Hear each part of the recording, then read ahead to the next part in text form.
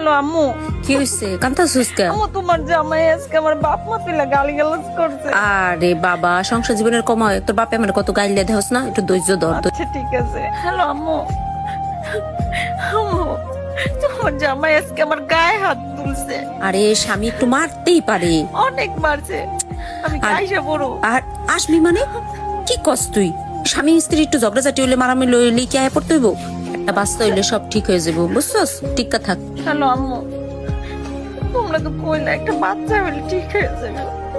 বাচ্চা তো হইছে, আর ঠিক হয় নাই। আরে বাবা, তোর ধৈর্য না আসলেই কম, ছোটবেলা তোর ধৈর্য কম ছিল। আমারে মারে, খালি মারে, বাচ্চাটার দিকেও খেয়াল নাই। রে দুই এক বেটা মেজাজ গরমই থাকে, বেটার কাম করে আহে, বুঝোস না? টিক্কা থাক, টিক্কা থাক। হ্যালো আম্মু, আজকে আমার শাশুড়ি আমারে মারছে। আমার ননদ অনেক কথা কইছে। আরে বাবা, তোর দাদি ফুবু আমার কম কইতো কত মারতো, আমি কি এমন করতাম?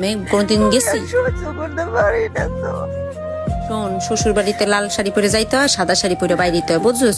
একটু সহ্য কর, সহ্য কর, মা আল্লাহ সব ঠিক করে দিবে। হ্যালো আম্মু, এতদিন অনেক সহ্য করছি, মারছে গাইলেছে সব সহ্য করছি, কিন্তু এখন এখন কি করে জানো?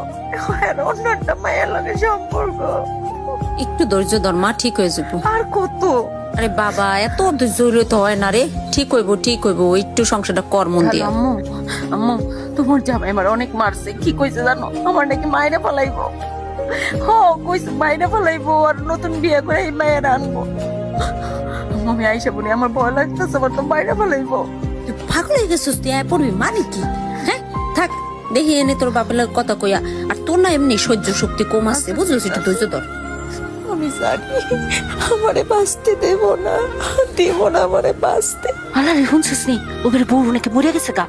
হাই হাই, সাদের তোর নাকি লাভ দিছে। আল্লাহ না মাইয়া লাইছে, কে জানে বউরা তো অনেক মারধর করতো। আহারে সে মায়ে কি কান্দুনটা কান্দাছে।